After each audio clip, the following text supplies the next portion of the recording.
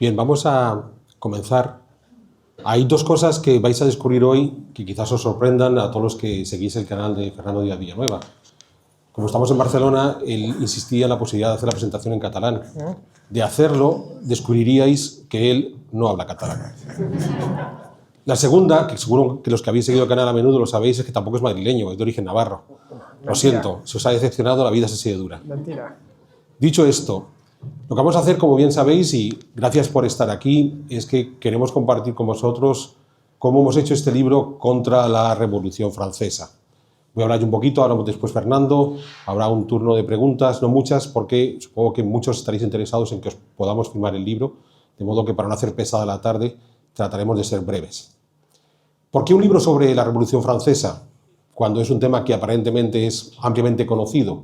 Pues precisamente por la razón de que es un tema ampliamente conocido y, sin embargo, cuando todos hemos estudiado la Revolución Francesa, ya fuera en la escuela primaria y sobre todo en la secundaria, lo que nos daban era una serie de pequeñas píldoras donde parecía que todo quedaba claro. Había un rey malo muy malo que tenía un poder absoluto y había unos revolucionarios buenos muy buenos que, bueno, de vez en cuando se les iba la mano y cortaban cabezas, pero que gracias a ello conseguimos poner en marcha un nuevo sistema político, el que conocemos en la actualidad, de estados-nación donde existen una cantidad de derechos y libertades que antes no existían. Y esto es lo que todos estudiamos de la Revolución Francesa. Fernando y yo estudiamos la carrera de Historia. Él reconoce que no ejerce como historiador en el sentido de que no va a los archivos a consultar documentos originales. No es cierto, sí ejerce de historiador porque él hace historia contemporánea y busca muchos documentos originales del mundo contemporáneo. Y en la carrera el discurso era más amplio que el que yo os acabo de resumir, pero no muy distinto. ¿Era posible hablar algo diferente sobre la Revolución Francesa? Pues de partida Fernando y yo pensábamos que no. Y como sabéis, en el programa, en su podcast La Contrahistoria, cuando nos pusimos a trabajar con la Revolución Francesa, fue entonces cuando nos dimos cuenta que en realidad sí había cosas distintas que contar sobre la Revolución Francesa. Para empezar, algo tan sutil como la cronología. Es esta cosa tan curiosa que aparentemente es el fundamento de cualquier relato histórico y que, sin embargo, en la Revolución Francesa, como en otros muchos acontecimientos que podemos conocer, no siempre tenemos en mente. Si yo os dijera, bueno, ¿cuántos años hay desde que los franceses toman la Bastilla, detienen al rey, le cortan la cabeza, llega al poder Robespierre, termina por guillotinarle, llega Napoleón? Tal como nos lo cuentan, da igual que sea en secundaria o en universidad, pareciera que no son años, que son meses o semanas. Es difícil recordar que desde que los franceses toman la Bastilla hasta que a Luis XVI le cortan la cabeza pasan casi 4 años. Y sin embargo, 4 años que explican muchas cosas. Explican, por ejemplo, por qué el rey no tuvo esa capacidad de reacción.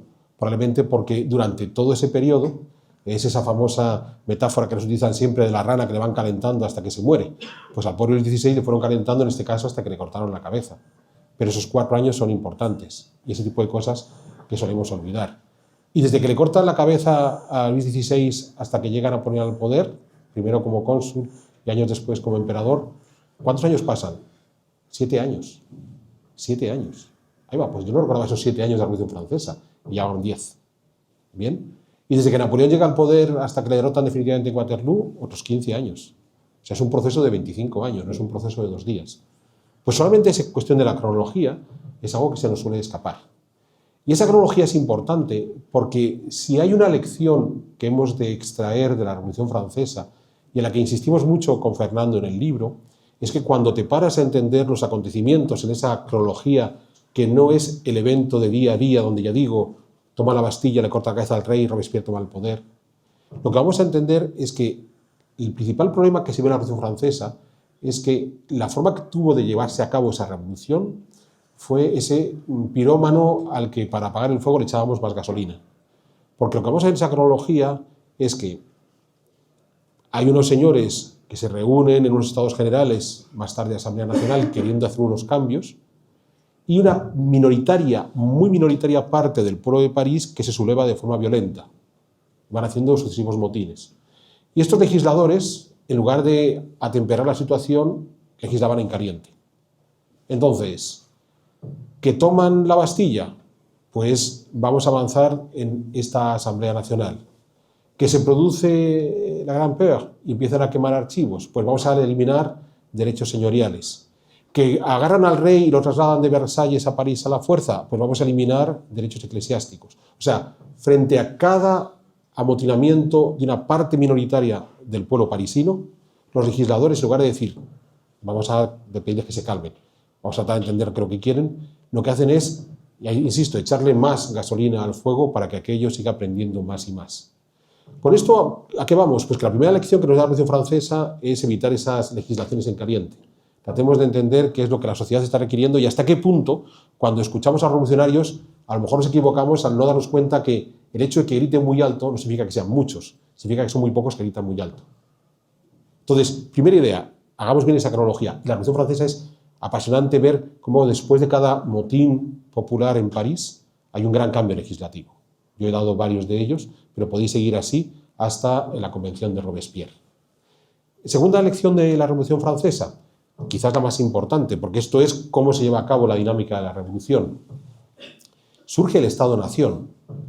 Esto nos puede parecer algo anecdótico, pero es fundamental. Y más estando como estamos hoy en Barcelona, donde podemos tratar el tema nacionalista, como nos ha ocurrido ya cuando hemos estado con Fernando presentando este libro en lugares como Bilbao o como Pamplona, donde sabéis que el tema nacionalista también es algo de un debate cotidiano. Los Estados-Nación no existían antes de la Revolución Francesa. Existían las naciones y existían los estados, pero con una característica muy particular, y es que la nación es el lugar al que yo pertenezco, con el que me siento unido, y los seres humanos inevitablemente tenemos más de una nación. Entonces, a pesar de sus orígenes navarros, Fernando se siente muy vinculado a la ciudad de Madrid, que está dentro de un contexto más amplio castellano, que está dentro de un contexto más amplio español, que está dentro de un contexto más amplio europeo, occidental, hispano, incluyendo los hispanoamericanos. Son diferentes naciones y Fernando está incluido en cada una de esas naciones. Y por mucho que nosotros nos empecinemos en querer pertenecer a una única nación, no funciona. Y no funciona. Porque a lo mejor estamos aquí, en Barcelona, y habrá gente que diga, bueno, sí, yo soy de Barcelona, pero ¿de dónde eres de Barcelona? ¿Eres de Sarriá o de Sant Andreu? Y entonces ese tipo de cosas ya marcan distinciones y uno puede sentir ciertos orgullos o ciertas creencias. La Revolución Francesa hizo tabla rasa de ese sistema y decidió que tras la Revolución Francesa solo podía tener una nación cada individuo. Y supone lo que eso implica. Porque vamos a ver, ¿el hecho de ser catalán impide ser español? No, no tendría por qué impedirlo. Pero después de la Revolución Francesa nos dijeron que tenía que impedirlo. Había que hacerlo. Es una decisión política a partir de ahí. Y es una cosa que hemos interiorizado de tal manera que nos resulta chocante pensar que podamos tener más de una nación, cuando de manera natural todos tenemos más de una nación. Y ya no os digo nada si además por vuestras propias vicisitudes vitales optáis por ir a vivir a otros lugares. Yo oficialmente tengo dos nacionalidades, la española y la guatemalteca, porque me fui a vivir a Guatemala, donde sigo trabajando y acudiendo con regularidad desde hace 26 años. Con lo cual, yo tengo más naciones en mi corazoncito que las que tiene Fernando. Bueno, Fernando tiene corazón, con lo cual tampoco pasa nada. Entonces, a lo que vamos es, ese concepto de Estado-Nación fue la gran creación de la Revolución Francesa. Y un Estado-Nación que confluye. Una nación que tiene que ser única por individuo, que tiene que encajarse dentro de una constitución política que es el Estado, y que la principal característica es que es terriblemente excluyente. Porque uno de los elementos significativos de los Estados-Nación es que la forma que tenemos de definirlo es a partir de los que no tienen derecho a estar dentro de ese Estado-Nación. Puedo volver a los debates nacionalistas que tenemos en nuestro mundo contemporáneo. Ojo, estaba poniendo el ejemplo del nacionalismo que podemos tener en España, en Cataluña, en el País Vasco.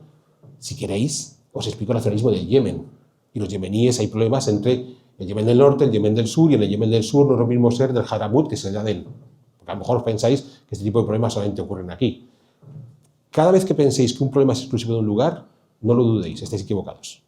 ¿Vale? O sea, cuando penséis que un problema es algo muy, muy exclusivo, estad seguros que es algo que se repite por todas partes. ¿Bien? Es la famosa viñeta de Quino, el autor de Mafalda, que me parece maravillosa. Es una pareja que se toman de la mano en el parque y se miran uno al otro y dicen, lo nuestro es diferente. Entonces Quino abre la viñeta y ves un parque con 1 millón de bancos y cada banco hay una pareja que dice, lo nuestro es diferente. ¿Vale? Pues esta cuestión del Estado-Nación es lo mismo. Pero su origen está en la Revolución Francesa. Es curioso porque llevo 10 minutos hablando y no hemos hablado de libertad, ni de igualdad, ni de fraternidad. Y podríamos hacerlo. Y probablemente si lo hiciéramos, a lo mejor Fernando quiere entrar por ahí, si lo hiciéramos os daríais cuenta que había poquita libertad en Francia y si no se pusieran a guillotinar como locos. Es que claro, Hemos de pensar que estos brutos, en 5 años, hasta aquí a Robespierre, ¿vale?, mataron 10 veces más en 5 años que la Inquisición española en 300 años. Hay que ser eficiente para matar tanta gente con la guillotina. Bien, entonces, claro, hablar de libertad en ese sentido es decir, ostras, las cosas están complicadas. Bien, o hablar de igualdad cuando sucesivamente en esa legislación en caliente que van haciendo, van restringiendo los derechos de muchos grupos de franceses. Entonces, ¿quién tiene derecho a ser igual dentro de esta nueva nación francesa? Todos los franceses. Bueno, si eres noble, no. Bueno, si eres sacerdote, tampoco. Bueno, si estás especulando con el pan, tampoco. Bueno, si eres girondino, hasta ayer sí lo eras, pero ya no lo eres. Si eres un jacobino tibio, tampoco estás. Claro, hablar de igualdad, uno dice, bueno, pues tampoco esto tengamos. Ya si hablamos de fraternidad, olvidémonos. Porque, como explicamos muy bien en el libro, los monarcas absolutistas europeos no le declararon la guerra a Francia. La Revolución Francesa le declaró la guerra a las monarquías europeas. Fue la revolución la que declaró la guerra primero a Austria y a Prusia y luego a todas las demás. Llamativo. Esa revolución fraterna que decidió expandir sus ideales gloriosos a base de andar matando al enemigo. Entonces, no he entrado ahí. He entrado en las otras dos vicisitudes más interesantes de la revolución, esa cronología fina que nos muestra cómo esa legislación en caliente es lo peor que nos puede ocurrir, y es algo que de vez en cuando nos sentimos atraídos por conseguirlo, y sobre todo el principal legado de la revolución, para bien y especialmente para mal, que fue el Estado-Nación. Muchas gracias por haber venido. La verdad es que yo estaba un poco muerto de miedo, no sabía si iba a venir tanta gente porque el sitio era pequeño. Yo nunca había estado aquí, pero bueno, había visto alguna fotografía y Juanma de Fujifilm ya me había dicho que no era muy grande. Y le iba diciendo en el tren a Alberto que digo, bueno, igual vienen 10 o 12 y bueno, y aquello pues vamos a ponernos a enviar, a poner cosas en las redes sociales. Me ha faltado contratar una avioneta para que pasase por encima de Barcelona hoy diciendo gran presentación en el Wonder Photoshop. En fin, que muchísimas gracias, no esperaba tanta gente, el sitio es fantástico. Barcelona tiene muchas cosas mejores que Madrid. Una de ellas, por ejemplo, es el clima, la otra son los carriles bici y otra más es esta tienda, que no la hay en Madrid. Esto de Fujifilm tiene solo esta tienda con estas exposiciones, con esa cantidad de cámaras, con la cantidad de servicios fotográficos asociados, solo las tiene aquí. En Madrid lo más que encontraréis es un puestecito en un rincón en el Corte Inglés de Callao. Así que sentiros afortunados, porque si os gusta la fotografía, tenéis, aparte de esta, otra tienda magnífica, ahí abajo en la Gran Vía, que se llama Casanova, que Madrid, eso sí, tiene una sucursal. Y bueno, como veis, para hacer publicidad de Fuji se ha venido con la camiseta de Kodak. Sí, claro. Bueno, es que no tengo de Fuji. Si tuviese de Fuji me lo hubiera traído. Es que esto es una sudadera a la que le tengo mucho cariño, pero ya no son competencia. No fueron en el pasado. Fujifilm, de hecho, nació en los años 30 como competencia japonesa a Kodak. Kodak era prácticamente un monopolio en Estados Unidos. En Europa no tanto, porque estaba Agfa. Empezaron los japoneses a hacer película. El negocio con las cámaras de fotos al principio no era la cámara, como ahora, era la película. La cámara la comprabas una vez y luego ibas cargándole rollos. Esto los más jóvenes no os acordaréis, pero la clave estaba en fabricar película y hacerla buena. Y Fujifilm tenía unas películas magníficas. Bueno, ahora hecho en sus cámaras, le han metido ese sabor de alguna de las películas que hacen las fotos de las cámaras Fujifilm, las hacen tan características. Bueno, podéis ver algunas que están aquí. Bien, me gustaría hablar de fotos, de verdad, mucho más que de la Revolución Francesa, pero he venido aquí a hablar de la Revolución Francesa. Este libro empezó a venderse en mayo, como bien sabéis, ya ha vendido miles de ejemplares, hemos hecho presentaciones por toda España. A Barcelona hubiéramos querido venir antes, pero el libro salió en mayo, hicimos unas cuantas en mayo o junio, la primera fue en Pamplona, luego hicimos la Feria del Libro de Madrid, estuvimos en Andalucía 2 veces, hemos estado en Bilbao, en fin, un montón de sitios, en Salamanca, Logroño también. Y nos pedíais siempre a los barceloneses que cuándo íbamos a venir. Lo dejamos para el otoño, pensábamos bien en noviembre, no pudimos, luego ya en diciembre no encontramos sitio donde hacerlo y ya al final lo hemos dejado para enero. Así que muchos de vosotros entiendo que ya conoceréis el libro, lo habréis leído. Como aparte de vosotros lo ha leído mucha más gente, he tenido ocasión, Alberto y hemos tenido ocasión de recibir esa palabra en inglés que se ha puesto tan de moda, que es feedback, retroalimentación por parte del lector. Una de las cosas que me han dicho lectores, y además lectores que sé que se lo han leído y que les ha aprovechado, es que leyendo el libro les ha llamado la atención que ellos creían saber de la Revolución Francesa, pero que no sabían tanto como pensaban, y que quizá era porque realmente lo habían deglutido tal y como lo habían leído, se lo habían explicado, sin hacerse una sola pregunta. Y la historia, como el periodismo, necesita hacerse preguntas, todo empieza en preguntas. Si los que hayáis leído el libro os habréis dado cuenta que Alberto y yo nos estamos cuestionando página tras página cosas. La primera pregunta que se hace un historiador, un periodista, es ¿qué ha pasado? Nada más. ¿Qué es lo que ha pasado? Pues mira, aquí un tipo se salta el semáforo y se ha llevado a uno de una moto, ese es el hecho. Ya. A partir de ahí es cuándo ha pasado, el tiempo, en qué momento ha pasado, o en el caso de que hayan sido una concatenación de hechos, ordenarlos bien. Luego, cómo ha pasado, es decir, cuál ha sido el modo en el que ha sucedido aquello. Y por último, el por qué ha pasado. Esa es la última gran pregunta. Con la Contrarrevolución Francesa nos hacemos todas, empezando desde la primera. Si os fijáis en muchos libros, la única pregunta que tratan de responder es el por qué. Y además ya tienen la respuesta hecha.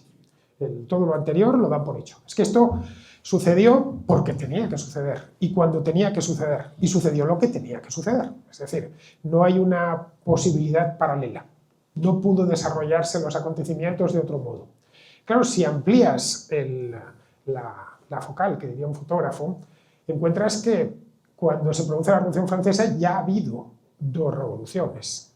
Es decir, si queremos llamarlo así de manera convencional, una ha sido la inglesa un siglo antes, en 1688, y otra más la estadounidense, que es muy reciente. Algunos de los protagonistas de la Revolución Francesa, de ese proceso tan largo, han podido ver con sus propios ojos la Revolución estadounidense, la independencia de Estados Unidos, que se había tenido lugar en la década de 1770.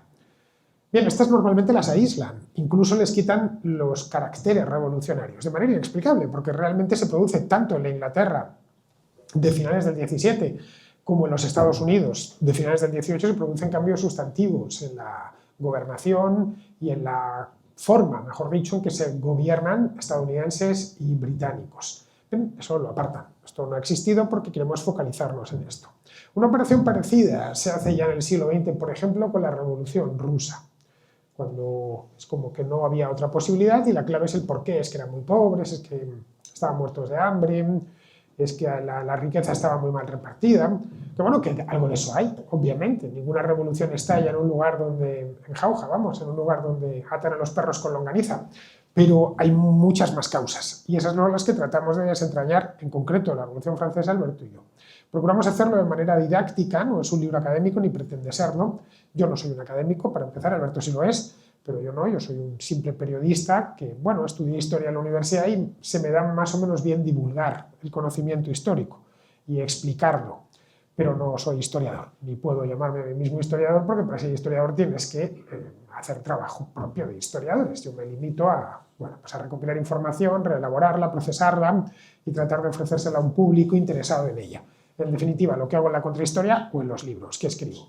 Entonces, la vocación que tenía este libro no era académico, lo puede leer prácticamente cualquier persona, con muy pocos requisitos, que sepa leer, ese es el principal, pero bueno, en España sabe leer todo el mundo, que tenga una comprensión lectora básica, ni Alberto ni yo nos gusta utilizar palabras ni dar giros perifrásticos absurdos. Ya sabéis que hay ciertas opciones políticas que son muy amigas de utilizar 10 palabras cuando basta con 2. No, si podemos quitar 8 palabras para decirlo con 2, lo hacemos. En este aspecto somos, a la hora de escribir y de hacer las cosas, un poco anglosajones, es decir, no nos deleitamos con la lengua. Y lo podréis ver, o lo habréis visto, los que ya habéis leído el libro, que está de manera muy concisa explicado, porque no es una explicación, es un diálogo, con la idea de que de ese diálogo, el diálogo está editado, obviamente. Entonces nos sentamos, nos pusimos a grabar, durante días salieron muchas horas de conversación de allí, luego yo ya me encerré y convertí esas conversaciones tan largas en un texto digno de ser leído, en el que, por supuesto, pues luego pasaron más manos, pasó lógicamente la de Alberto, pasó la de su suegra, que es una correctora de textos magnífica, el manuscrito lo vio más gente y dijo, pues perfecto, me encaja, es decir, me he puesto a leer y a la vuelta de 4 páginas quería leer más, porque al final, cuando uno se pone a escribir, la cosa va de eso, como cuando uno se pone a hablar en la radio, es que la gente no te cambia de emisora, o en la televisión, que no te cambie de canal, pues con los libros es lo mismo. Así que nos planteamos una serie de preguntas, las que os he dicho, tan simples como esa, el qué lo teníamos claro o no tan claro, porque el qué también queda un tanto oscurecido por esa selección previa que se ha hecho de los acontecimientos. Hay acontecimientos que o no se tratan o se pasan muy por encima a toda velocidad. Un ejemplo fue la guerra de la Vendée, que apenas en las historias de la Revolución Francesa se aborda, y es probablemente uno de los mayores dolores de cabeza que tuvieron los revolucionarios en la década de 1790, hasta que consiguen acabar con ella. Y junto a la de la Vendée hubo otro tipo de rebeliones, es decir, de contrarrevoluciones, que no eran contrarrevoluciones nacidas desde arriba, que de eso también había, claro, que si el hermano del rey, que si los emigrés que se habían largado del país porque veían que se acababan sus privilegios. No, eran la mayor parte de contrarrevolucionarios en la Francia de 1795 o 1790 son campesinos, simples campesinos, gente de la Vendée o de otras partes de Francia, de Bretaña, por ejemplo, o del Valle del Ródano, que ven que aquello se les ha ido por completo de las manos a los revolucionarios y que han convertido lo que iba a ser un nuevo régimen político en el que iba a haber abundancia, libertad, fraternidad, en fin, ya sabéis, todas palabras positivas, pues lo han convertido en un régimen mucho peor que el que tenía con los Borbones, es decir, con Luis XVI. Bien, este es el planteamiento. Otra pregunta que nos hacemos, y creo que yo diría que es la principal, y creo que nadie, o muy pocos se la han hecho. Y ojo, que para hacer este libro yo me leí varios libros de la Revolución Francesa, porque durante meses estuvimos en la fase de preparación, fue concretamente el verano de 2023. Bueno, pues aparte de los que ya tenía en casa y en el Kindle, fui al Corte Inglés a ver si había alguno, y a la Casa del Libro. Digo, bueno, alguna cosa que no me haya leído, alguna aproximación que yo no conozca, y esta pregunta no la había ninguno. Y es, ¿cómo puede ser que Luis XVIII, el hermano pequeño de Luis XVI, que hereda a su hermano, pero le hereda 25 años más tarde, claro? Luis XVIII es de la familia real uno de los que consigue huir. Otro es su hermano Carlos, que termina sucediendo a Luis XVIII. Pero ¿cómo es posible que Luis XVIII en 1814, cuando entra en París y retoma la corona, tiene más poder que su hermano 25 años antes, cuando estalla la Revolución? O 21 años antes, cuando le guillotina. Bueno, evidentemente 21 años antes el Luis XVI ya ha quedado completamente desposeído del poder. Digo, más poder, es decir, la capacidad que tenía Luis XVIII de influir en la vida de los franceses era mucho mayor que la que había tenido su hermano en el apogeo de su reinado, es decir, en 1788, antes de que empiecen los problemas. Bueno, pues una pregunta tan sencilla como esta no se la hace casi nadie. Me parece una tontería, pero si quieres entender por qué las cosas han pasado, tienes antes que hacerte las preguntas adecuadas, que es lo que vinimos a hacer Alberto y yo. De ahí que a mucha gente le haya generado la lectura de Contra la Revolución Francesa cierto estupor. He dicho, bueno, ¿cómo es posible que me hayan escamoteado estas preguntas tantas veces? Porque cuando se enseña historia, o se trata de enseñar historia, realmente no se está enseñando historia. Ya sé que es duro lo que estoy diciendo, pero es que es la verdad. Se está enseñando una versión concreta de la historia, dándola como la única posible. Entonces, esto yo ya te lo doy interpretado, yo ya te lo doy masticado, y además es así, no pudo ser de otra manera. Si tratas de divulgar conocimiento histórico, tienes que formular las respuestas adecuadas y responderte con honradez, aunque esas respuestas no se ajusten a las ideas políticas que tú puedas tener.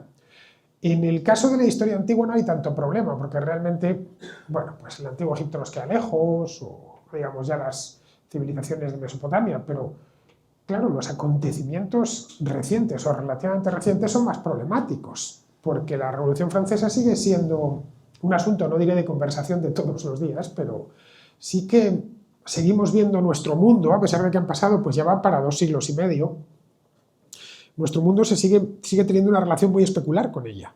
Nos seguimos mirando en la Revolución Francesa, lo cual tampoco es casual. Todas las grandes corrientes ideológicas tienen su origen ahí, desde corrientes ideológicas de la contemporaneidad, es decir, del mundo contemporáneo. Desde los liberales hasta los comunistas. Uno de los personajes que tratamos, evidentemente no le pudimos dedicar mucho tiempo ni mucho espacio porque el libro nuestra voluntad es que fuese corto, es Babeuf y los iguales, Manifiesto de los Iguales. Ahí tenemos el germen del comunismo 100 años antes del Capital de Marx y del marxismo en sí mismo, y de los socialistas utópicos, mucho tiempo antes. Tenemos esos liberales que, a imagen y semejanza de lo que habían hecho en Estados Unidos, nutriéndose de la tradición escocesa y de la tradición británica, pues lo que pretenden es crear un sistema más pactista, como el británico. Bueno, el rey no solo no es malo, sino que puede ser hasta conveniente, siempre y cuando le pongamos una serie de normas. Es decir, recuperemos, en cierta medida, lo que se había ido perdiendo, porque las monarquías europeas en el siglo XVIII son más poderosas de lo que eran en el siglo XVI y en el XVI más poderosas de lo que eran en el siglo XIII. Si hay un fenómeno que se observa en la historia de Europa es como la corona o el poder ejecutivo va acumulando poder a expensas de otras partes de la sociedad. Una de las preguntas también debidamente respondida es por qué a pesar de que nos dicen una y otra vez desde que somos niños, no, es que en la Francia el antiguo régimen, o en la España el antiguo régimen, o cualquiera de los países europeos, si el rey tenía tanto poder, tenía un poder omnímodo absoluto, podía hacer lo que le viniese en gana. ¿Cómo es posible que los propios franceses pleiteasen contra la corona? Y lo hacían. Incluso el rey podía perder en esos mismos tribunales. Si era tan poderoso, de hecho, ¿para qué existían jueces si estaba el rey? Pero en cambio existían. En la propia España el rey podía ser muy poderoso, pero tenía más poder en ciertos ámbitos la Iglesia. Era un contrapeso. Bien, esta teoría de los pesos y los contrapesos Alberto la tiene muy bien estudiada. Y una de las tesis que emanan de este libro, los que hayáis leído el libro ya lo habréis visto, es ver la Revolución Francesa como un proceso que acelera de manera significativa, es decir, muy rápida, un proceso mucho mayor en el tiempo, más prolongado, de ir eliminando contrapesos que amenacen al poder central, al poder de la corona y luego posteriormente pues al de la república. Es decir, que lo que sin darse cuenta están haciendo Robespierre, Mirabeau y todos estos es un programa que ha empezado pues como pronto Richelieu en el siglo XVII, siglo y medio, casi 2 siglos antes. Y es, vamos a ir retirando estos contrapesos, limándolos, recortándolos, concentrando poder en un solo lugar y en una sola persona para, bueno, pues supuestamente para mejorar la gestión, para poder hacer la guerra de manera más conveniente, para ganar fortaleza, mejorar la recaudación fiscal, siempre con la idea de que esto va a ser bueno, va a ser necesariamente bueno. Lo que hacen los revolucionarios es acelerar ese proceso. Es decir, son discípulos de Richelieu sin darse cuenta. Ya sé que es aventurado decir esto, pero Alberto en el libro lo explica muy bien. Es decir, cómo había sido ese proceso que en Francia primero es muy temprano y segundo es muy consistente a lo largo de los siglos XVII y XVIII. En España se produce un proceso similar, no tan fuerte en el siglo XVII, ya algo más intenso en el siglo XVIII con los Borbones. A fin de cuentas es una familia que viene de Francia, pero que no consigue llegar a ese control que habían llegado los Borbones franceses. Y ponemos el ejemplo del motín de Esquilache, al que bueno, citamos varias veces a lo largo del libro, que ha sido un motín popular que se produjo en 1766, es decir, 20 años antes, 20 y pocos años antes de la Revolución Francesa, en Madrid, bastante grave, bueno, tan grave que el rey, que era Carlos III, se tuvo que ir de Madrid, irse a Aranjuez, por miedo a que le cortasen el cuello, y que, bueno, tuvo a la corona en jaque durante días. ¿Por qué eso no se sustanció en algo parecido a la Revolución Francesa, que empieza como el motín de Esquilache, como un simple motín del pan? Las pescaderas de París que van a asaltar la Bastilla o el Versalles posteriormente, realmente no están pidiendo la división de poderes de Montesquieu, realmente no saben quién es Montesquieu. Y lo que están pidiendo es pan. Lo que están pidiendo es que se solucionen sus problemas económicos, que son muy agudos en el año 1789, porque, en fin, se han encadenado una serie de malas cosechas, porque el tesoro está arruinado, y ha habido una guerra, se ha metido en una guerra, la de la independencia de Estados Unidos, y la corona no le llega, porque los aristócratas efectivamente viven con un lujo desmadrado y además tratan de hacerlo ver. Pero no es solo un factor, es que son muchos, porque los aristócratas austriacos también viven a todo lo que daban. Y los aristócratas españoles, por supuesto, todos los aristócratas de la época vivían lo mejor que podían, con unos palacios fastuosos. Si vamos a hacer explicaciones unifactoriales de los acontecimientos históricos, porque claro, ese factor nos sirve para apuntalar una agenda en el presente, pues quizá nos quedemos contentos porque digamos, ¿veis cómo tengo razón? ¿Veis cómo es esto? Pero no estaremos entendiendo lo que ha pasado. Y tanto el historiador como el aficionado a la historia lo que trata es de entender el pasado, y de saber por qué sucedió, nada más. Con eso yo ya me doy por pagado, ya me doy por satisfecho. No autoengañarme, para eso están los filósofos, para eso están los activistas políticos, pero no alguien honrado, que sea aficionado a la historia o que simplemente sea historiador. Bueno, pues en líneas generales el libro es así, es sencillo de leer, para los que no lo hayáis hecho, ya digo, asequible a cualquiera, es cortito, no llega a 300 páginas, y bueno, creo que tiene otra virtud que me han señalado algunos lectores, y es que al terminar, la gente que lo ha leído y que lo había leído, bueno, pues porque lo habíamos escrito nosotros, poco menos, que nos conocía o nos seguía y tal, pero que no estaba especialmente interesada en la Revolución Francesa, que a raíz de la lectura de ese libro le ha animado a profundizar más, especialmente en algunos personajes o en algunos hechos. Ya, bueno, eso es como si me sacasen por la puerta grande, claro. He conseguido que alguien que no estaba interesado de pronto se interese por algo. Algo parecido a cuando alguien hace una buena película histórica, un buen documental, que te aguijonea para que vayas buscando más cosas. Así que el libro es así. Los que no le hayáis dado una oportunidad, bueno, y os interesa la Revolución Francesa, creo que os va a gustar mucho. Y los que lo habéis leído, pues en fin, agradeceroslo. Y os vamos a agradecer más todavía los comentarios que queráis hacernos. Tanto los buenos, por supuesto, pero sobre todo los malos, porque de la alabanza no se aprende siempre de la crítica. Ha habido amigos y lectores que nos han hecho alguna crítica, diréis constructiva, ¿no? A veces es destructiva directamente, pero no está mal.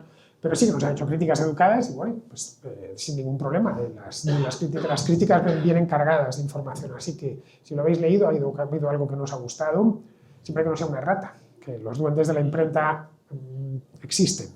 No sé si son físicos, pero que las erratas sí que las hay, nos consta que ha habido alguna errata, pero de aproximación, de enfoque o algo así, o que hayamos dicho algo en las páginas que penséis que es mentira, porque también nos han echado en cara en algún sitio que no hemos puesto fuentes. Claro, hay que explicarles que los libros divulgativos no se ponen pies de página, ni fuentes, ni nada de eso, porque de lo que se trata es de hacer la lectura sencilla, y para eso están las tesis universitarias o los libros académicos. En fin, no quiero marearos más, y lo que sí me interesa es escucharos. Bueno, nos interesa a mí, Alberto, pues cualquier duda o pregunta, vamos, una contrarréplica en toda regla, pero aquí en vivo y en directo, una cosa así. Así que no tenéis más que levantar la mano y preguntar. A ver, aquí creo que ha sido todo el primero, ¿eh? No, claro, pero primero de todo, muchas gracias por haber venido. Sí que es verdad que hemos estado meses un poco en vilo en Barcelona porque parecía que te ibas por toda España a presentar el libro y sé que nos habéis olvidado de nosotros, así que gracias por haber venido. Lo siguiente acerca de lo que has comentado sobre la consolidación de la revolución como concepto y digamos cómo acabó evolucionando, algo que es, bueno, que creo que se comenta en el libro, es que esa diferencia de la revolución americana, que sí fue una revolución más contra el poder, en la revolución francesa nos contamos una revolución para asaltar el poder y que de alguna forma, como también señaláis, es un prólogo, un ensayo de antes del Gran Shock, que fue el siglo XX, estas guerras ideológicas, en la que no es tan importante, ¿no?, como derrocar la monarquía, sino como usurparla por una causa justa, ¿no? Bueno, no puedo evitar pensar hoy en día, ¿no?, ahora que han montado desde el gobierno el numerito de Franco, 50 años y tal, pero con Maduro, hay dictadores más malos que otros. Lo importante no es ser un dictador, es por qué es un dictador. Les dicho esto, siempre me ha sorprendido algo que lo que no he entendido del libro, la figura de Napoleón, como para consolidar como una suerte de César que sucede a esta república. De verdad hubo como una degradación del espíritu revolucionario que culminó en un emperador que, digamos, en todo quiso resucitar al Imperio Romano, o de algún modo de entrada siempre hubo ese ímpetu que al entrar en contacto, o sea, de que se valió de esta libertad, igualdad como un eslogan para conquistar el poder, y una vez conquistado el poder ya cambiar el paradigma, digamos, de los conflictos en Europa, no tanto dinásticos entre reyes, sino el inicio de la guerra ideológica como como la conocemos, o sea, que antes se corrompió, o desde un inicio quiso usurpar este poder? Bueno, yo te voy a contestar a la parte final y dejo a Fernando que te haga reflexión sobre el principio. La dinámica de la Revolución Francesa, aunque por lo general se nos explica como un modelo que trata de acabar con el antiguo régimen absolutista, lo que hemos de entender es que el antiguo régimen era un sistema de una notable cantidad de contrapoderes. Cuando hablamos de la división de poderes de Montesquieu y decimos hay 3 poderes, legislativo, ejecutivo y judicial, en realidad lo que Montesquieu hace es reducir el número de poderes, no aumentarlo. Porque nos han dicho, había un solo poder, que era el poder absoluto del monarca, y bueno, al menos Montesquieu establece que haya 3, y es al contrario. Había una cantidad inmensa de contrapoderes, porque hemos de pensar que desde el punto de vista de la justicia, había una justicia que emanaba del rey, y otra de los señores, y otra de los señores eclesiásticos, y otra de las universidades, y otra de los gremios.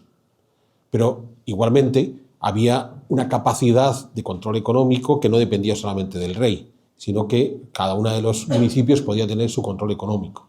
Entonces, la obsesión que habían tenido desde los tiempos de Richelieu y que los ilustrados buscan todavía con más afán es concentrar el poder. Entonces, cuando Montesquieu quiere poner 3 poderes, no es que esté dividiendo el poder absoluto, está concentrando el poder. Donde había docenas de poderes, solo van a quedar 3. Y bien sabemos qué ocurre cuando quedan 3. En cuanto controlas 2, te comes al tercero. Entonces, Napoleón es la consecuencia inevitable de un largo proceso histórico de 2 siglos, que comienza con Richelieu, puede comenzar incluso con Enrique IV. Entonces, ¿cuál es el principal problema que tiene un campesino? Pues que su vecino, su vaca, se ha metido en la tierra. ¿Cómo se resolvía el problema de entre 2 campesinos al que uno se había metido la vaca en la tierra del otro? Le decían al señor, señor, ¿qué hacemos? El señor que vivía ahí en ese pueblo. Y el señor dictaminaba, pues si te ha comido la hierba, que te pague por la hierba. ¿Cuál es el modelo que genera la Revolución Francesa? Acude a un funcionario que va a ir a París para que haya un juez que te haga un juicio mediante un proceso larguísimo en el cual dentro de 20 años, cuando la vaca, tú y tu vecino estén muertos, se resolverá. ¿Qué estamos ganando? ¿Qué libertad estamos ganando? ¿Qué igualdad estamos ganando en la eliminación de los derechos señoriales? No, es que si el campesino pleiteaba contra el señor, como el señor es juez y parte, en ese momento el señor tiene todo el poder, ¿no? Porque siempre tienes la posibilidad de acudir al rey. Ya, ¿y qué campesino va a acudir al rey? ¿Qué campesino tiene capacidad de acudir al rey? A ver, entre los presentes. Si Hacienda te hace una inspección y te dice que te va a sacar no sé qué porque ha encontrado un error en tu declaración y tienes que pagar 200 euros, ¿cuántos de ustedes van a pleitear contra Hacienda? Sabiendo que Hacienda se ha equivocado. Te la comes. Pues lo mismo le ocurría al campesino contra el señor. Solo que en aquella época nos parece una cosa denigrante y cuando nos comemos la multa de Hacienda, pues sabemos que nos están abusando de nosotros, pero no nos atrevemos a meternos contra Hacienda. Entonces, la evolución que vamos a encontrar desde el comienzo del 17 en Francia hasta la Revolución Francesa no es a una sucesión de sistemas antagónicos, sino una paulatina concentración de poder, cuya combinación final es el hombre que tiene todo el poder, que es Napoleón. Yo creo que ha quedado más que respondido, ¿no? La verdad es que sí. Pues ya está. A ver, más. Sí, tú. Sé que Fernando ha dicho que los duendes de la imprenta existen. Existen, sí. En la página 24, la parte de Fernando, dice, antes que Luis XIV llegase al trono, desde tiempos de Luis XIII, y dice, en aquel momento los Valois afrontaban, llamando Valois a Luis XIII y a Luis XIV. Imagino que es una rata, Luis XIII y Luis XIV eran borbones. Pero Valois también. No, o sea, no es una rata. Los Valois ya habían querido llevar a cabo esa concentración de poder. O sea, Francisco I ya ha intentado esa concentración de poder. Bien, y todos sus hijos lo intentan hasta que delegan el último Borbón, que es Enrique IV. Entonces, no es una rata, es intencionado. Sí, es que este viene de antes. Hicisteis una contrahistoria, bueno, un par sobre la figura de Napoleón, antes que la ha mencionado el otro chico, y también se pasa por la figura de Napoleón en este libro, pero las guerras napoleónicas, como bien había dicho Alberto, duran 15 años, y son 15 años de absoluta locura. Todo lo que alguien se pueda imaginar que puede ocurrir en el mundo, ocurre durante las guerras napoleónicas.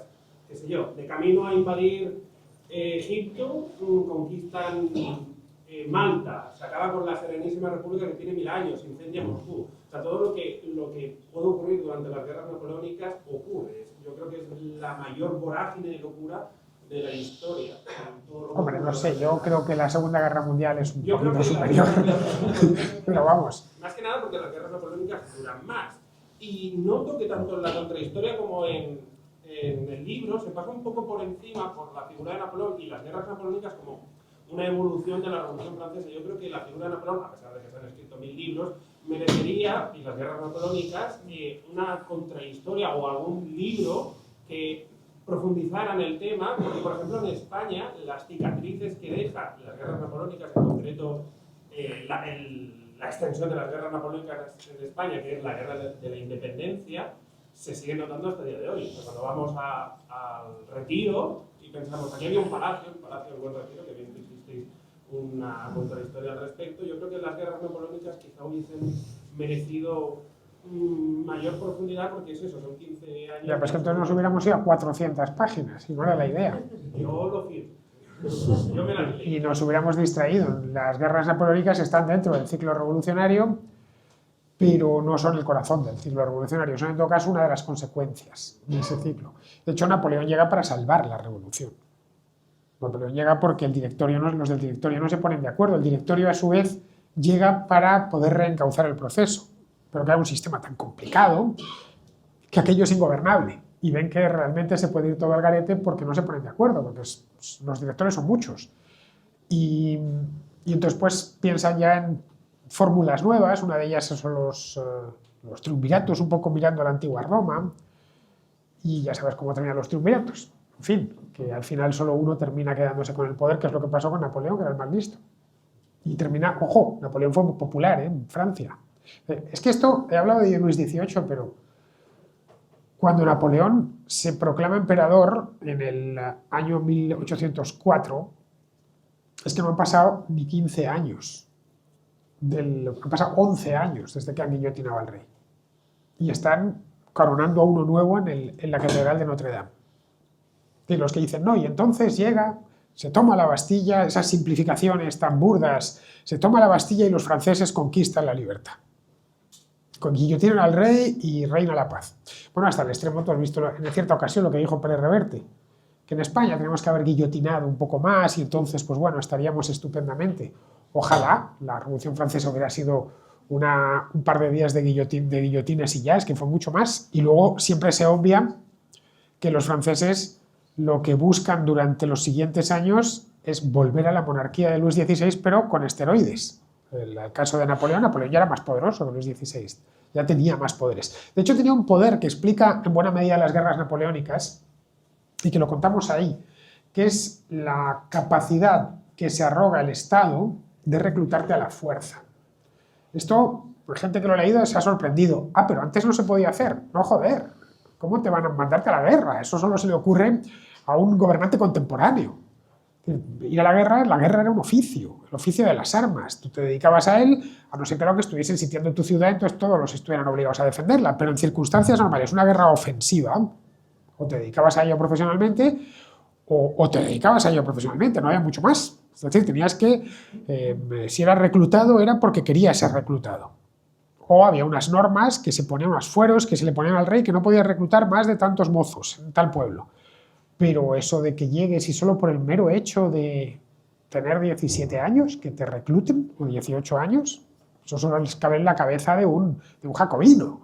Bueno, pues en España lo tuvimos hasta los años 90, ¿eh? A mí todavía me llamaron para el ejército, otra vez que no fui, pero de haber nacido 10 años antes me hubiera tocado ir. Y esa es una idea que hunde sus raíces en la Revolución Francesa y que de pronto a Napoleón le entrega un ejército inmenso contra el que las monarquías europeas de la época no pueden combatir.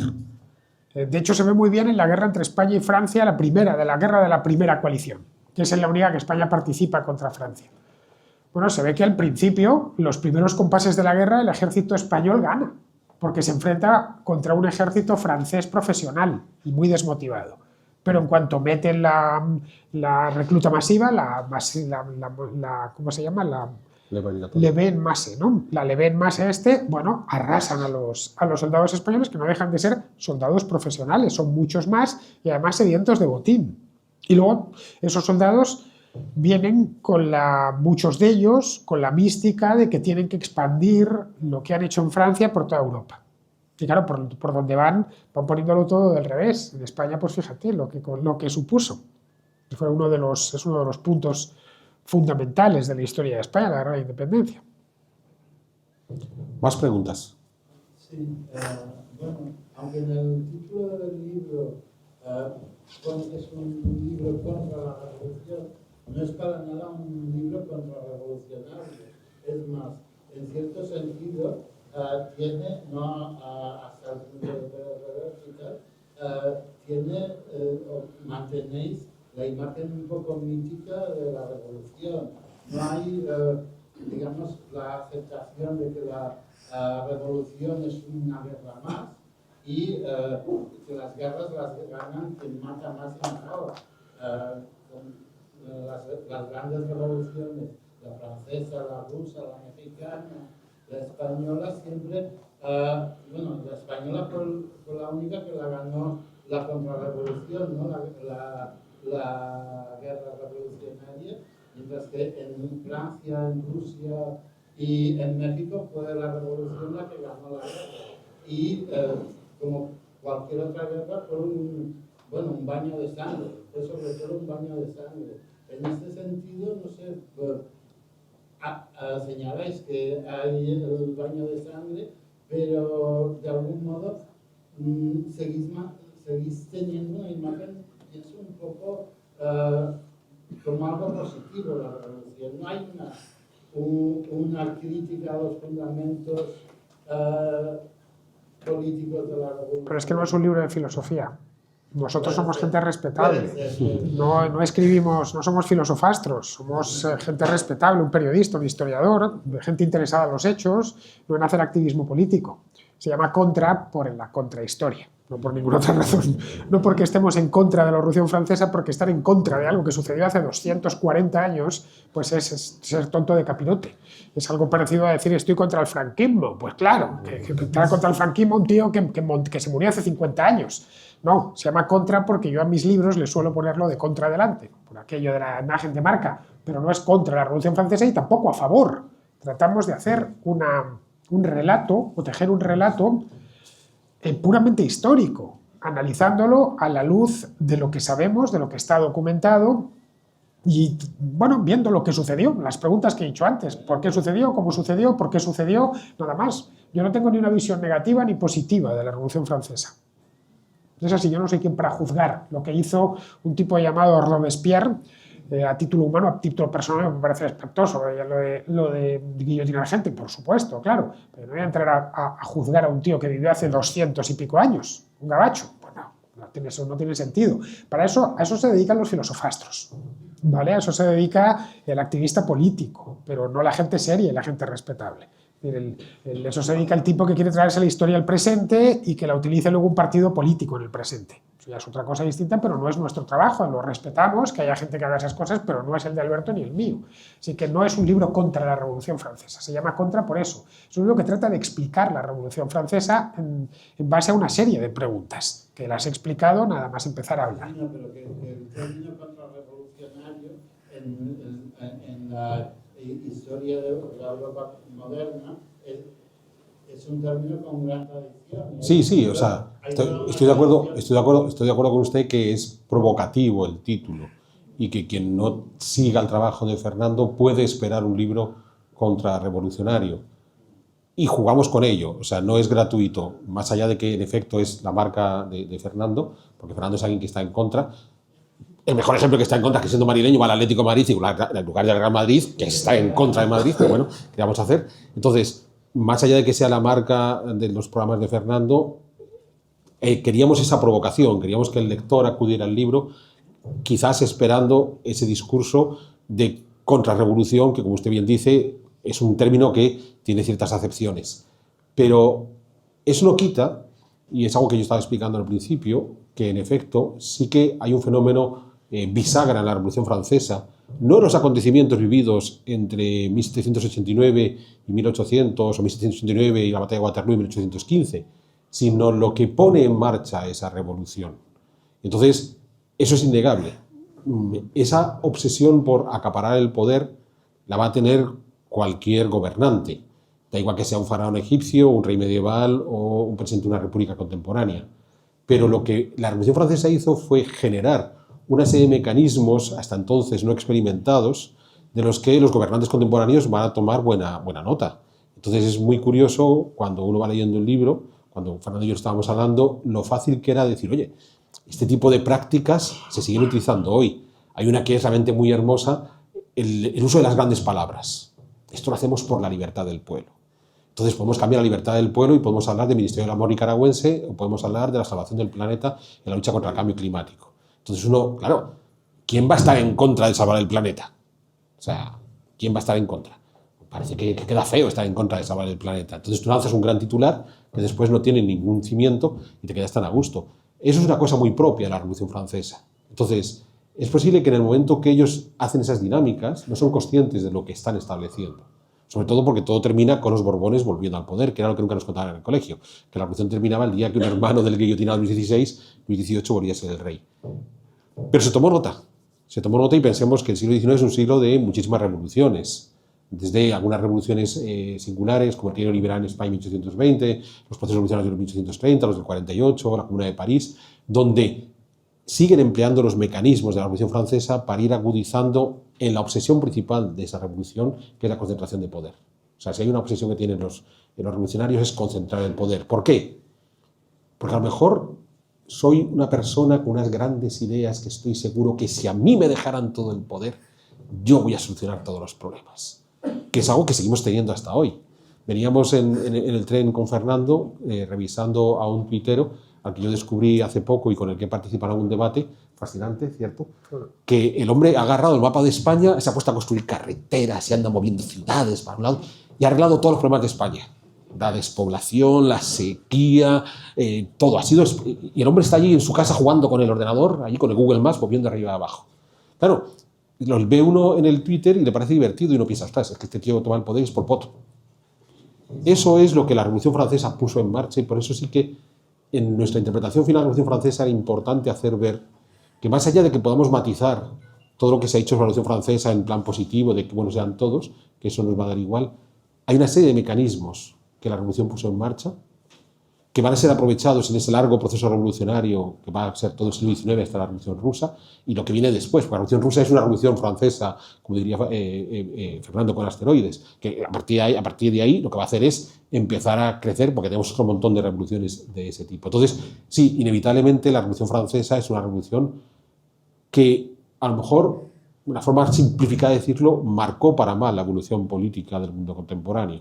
Y en muchas ocasiones, es que es simpatiquísimo cuando, por ejemplo, decimos, bueno, para evitar los líos judiciales de procesos y tal, vamos a tratar de establecer algún tipo de resolución de conflictos mediante el diálogo. Y nos parece una cosa súper moderna. Pues era exactamente como se resolvían el 99% de los conflictos antes de la Revolución Francesa. Bien, para conseguir que los ciudadanos tengan una cercanía al poder, vamos a aumentar la capacidad de las autoridades locales a nivel municipal o a nivel regional y disminuir el poder central. Exactamente lo que había antes de la Revolución Francesa. O sea, es curiosísimo cuando uno piensa que estamos hoy, en el siglo XXI, tratando de proponer mejoras sociales que ya existían antes de la Revolución Francesa y que la Revolución se llevó por delante. Entonces, por eso es fundamental entender la Revolución no tanto como que a partir de ahí todo cambió, como que a partir de ahí comenzaron una serie de cambios en los que seguimos viviendo hoy. ¿Una última pregunta? Pues le va a tocar a ella. Mala suerte. No es una pregunta, pero no voy de aquí sin echaros una floreta, como decimos aquí en catalán, una floreta, algo bueno, ¿no? Que vuestro libro, algo tendrá, muchísimo bueno según yo creo, pero algo bueno tendrá cuando ha conseguido... No se oye. Algo bueno tendrá su libro... Te van a dar un micrófono, creo. Sí, ahí. Algo muy bueno tendrá cuando ha conseguido atraer la atención de generaciones tan lejanas, ¿no? Como por ejemplo la de mi hija de 18 años y la mía, que no voy a decir la edad, es unas cuantas más lejos. Así que yo creo que pues felicitaros porque eso yo creo que es más fácil de conseguir y está conseguido. Bueno, no creo que tengamos muchos lectores de 18 años, ¿eh? Vamos, que... Tiene 21. Bueno, no hay demasiados. Pero muchas gracias. Lo que vamos a hacer ahora es que vamos a dejarlo aquí porque sois muchos y querréis la firma del libro. pero te vamos a dar la palabra antes.